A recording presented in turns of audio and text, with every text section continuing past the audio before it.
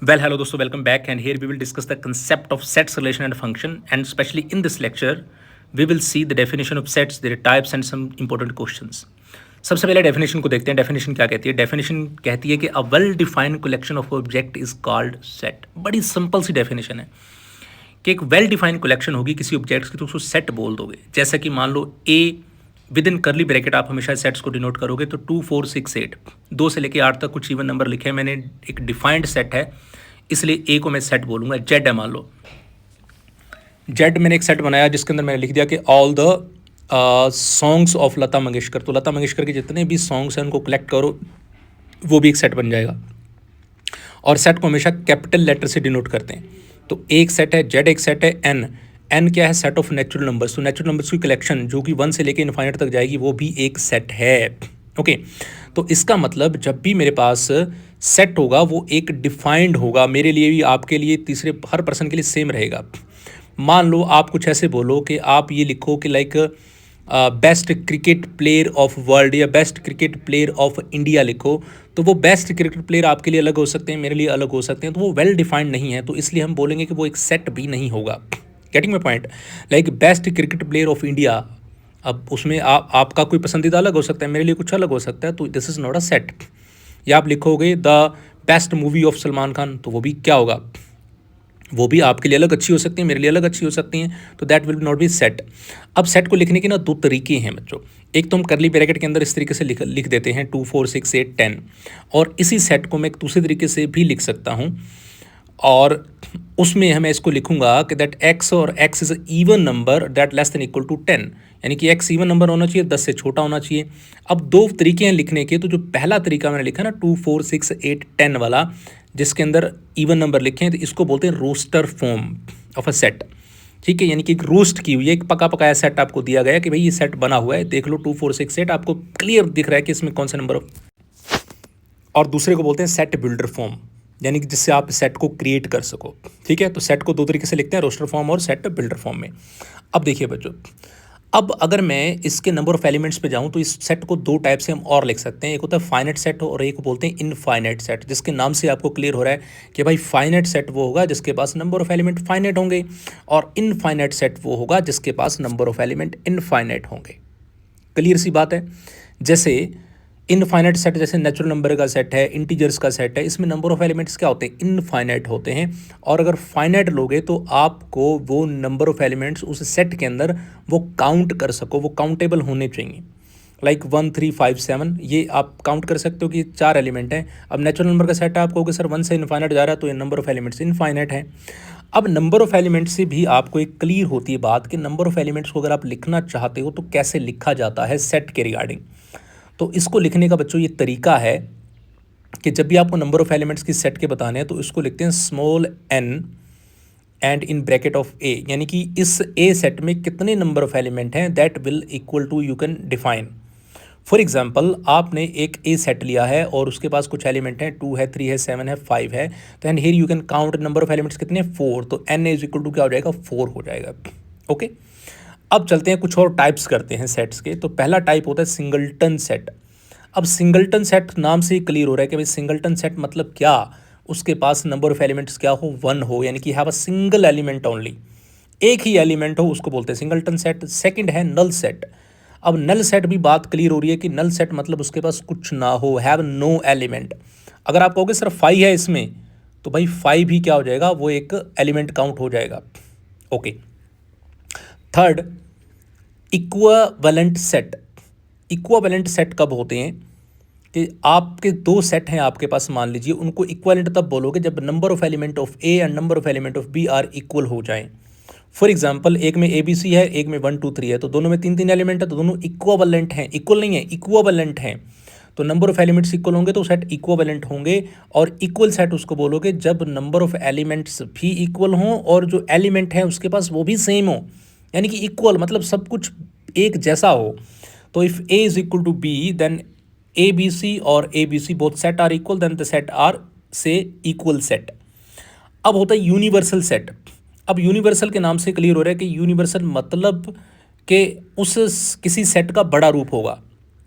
मान लो U is equal to set है आपके पास 1 2 3 4 5, तो ये सेट जो है ना यूनिवर्सल सेट बन जाएगा किसी और सेट्स के लिए जो कि इसमें से निकले होंगे, जो कि इस टाइप से इसके सबसेट्स होंगे, बट सबसेट हम आगे पढ़ेंगे। जैसे ए सेट है 1 2 3, बी सेट है 3 4, सी सेट है 4 और 5। यू कैन सी कि यू क्या है, इन सब के लिए यूनिवर्सल सेट है, यानी कि ये सब यू से निकले हुए हैं। ओके, ये सब उसको कंटेन कर सकते हैं। नेक्स्ट है डिसजॉइंट सेट। ये तो नाम से क्लियर हो गया, डिसजॉइंट मतलब ऐसे दो सेट जिनकी इंटरसेक्शन खाली हो, उनमें कुछ भी कॉमन ना हो, दोनों सेट बिल्कुल अलग अलग हो, कोई भी एलिमेंट कॉमन ना हो, उसको बोलते हैं डिसजॉइंट सेट। Got it. तो ये कुछ टाइप से, अभी और टाइप करते हैं। 7 नंबर पे हम बात करेंगे कॉम्प्लीमेंट और कॉम्प्लीमेंट्री सेट। तो कॉम्प्लीमेंट्री सेट मतलब क्या है, किसी सेट का कॉम्प्लीमेंट होना। जैसे मान लो यू आपने यूनिवर्सल सेट लिया 1 2 3 4 5, ए भी आप कोई सेट मान ले लीजिए। ए मान लो मैंने सेट ले लिया है 1 3 और 4, तो अगर आपको ए का कॉम्प्लीमेंट निकालना है तो 1 3 4 को छोड़ के बाकी जितने भी एलिमेंट बचे यू के अंदर वो सारे इसके कॉम्प्लीमेंट में आ जाएंगे, यानी कि ए को छोड़ के बाकी एलिमेंट इन यू। नेक्स्ट है सबसेट, जिसका बहुत ज़्यादा यूज़ होगा। सबसेट सिंपल सी बात, जो उसके अंदर कंटेंड करे, चाहे वो प्रॉपरली कंटेंड करे तो भी सबसेट होगा। A is a subset of B, यानी कि ए इक्वल टू है मान लीजिए 2 3 और बी इज इक्वल टू है 1 2 3 4, तो you can say that A contain कर रहा है प्रॉपरली बी के अंदर, तो आप बोलोगे कि A is a subset of B. Power set, power set किससे बनता है? मान लो ए आपके पास कोई सेट है, ए है 1 2 और 3। अब सबसे पहले इसके सबसेट्स देखो कौन कौन से बन सकते हैं। तो आपने कहा कि सबसेट सर इसके बन सकते हैं 5 बन सकता है, ए इज 2 बन सकता है, 3 बन सकता है और 2 3 भी बन सकता है। ये सारे सबसेट्स इसके क्रिएट कर लिया आपने। अब इन सबसेट्स को कलेक्ट करो और एक नया सेट बना दो, उसको बोलते हैं पावर सेट ऑफ ए। यानी कि इन सब की कलेक्शन से जो एक नया सेट बनेगा that is called power set of A, जिसके अंदर 5 2 3 और 2 3 सब आ गए। अब आप ये देखो कि इस पावर सेट में नंबर ऑफ एलिमेंट्स कितने हैं, उसमें नंबर ऑफ एलिमेंट्स कितने थे। ए में आपने देखा सर 2 और 3 2 एलिमेंट थे। अब number of elements of power set में कितने हैं, तो 4 हैं।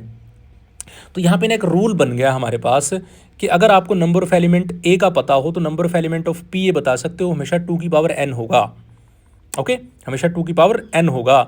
मान लो किसी सेट के पास 3 एलिमेंट हैं, तो उसमें number of elements in P A कितने हो जाएंगे, तो आप लिखोगे sir 2 raise to power n के अकॉर्डिंग 2 रेज टू पावर 3 हो जाएगा।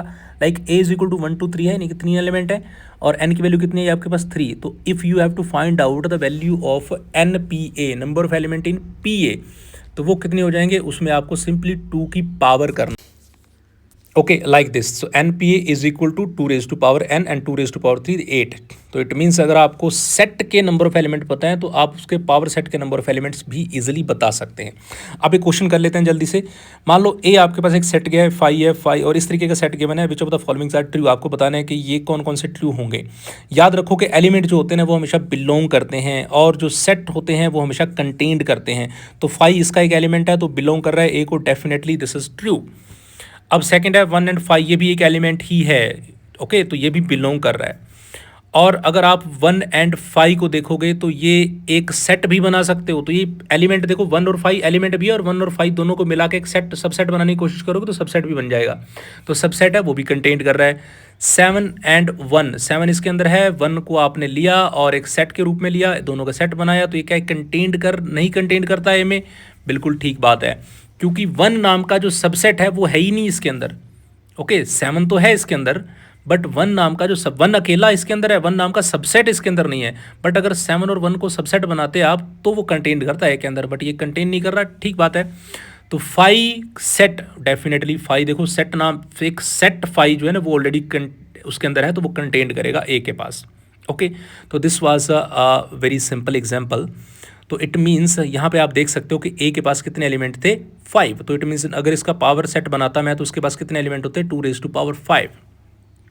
Okay, and here I will give you one question here and you will try to solve out this question and then you will write out in the comment box.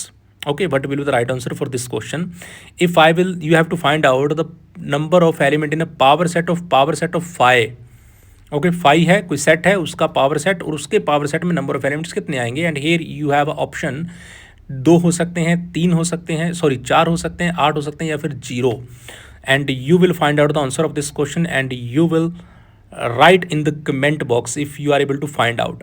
तो ये बच्चों हमने set किया, set के basics चीज़ें पढ़ी हमने कि सेट किसको बोलते हैं और उसके क्या टाइप्स होते हैं. बाकी हम पढ़ेंगे नेक्स्ट लेक्चर में. Thank you so much.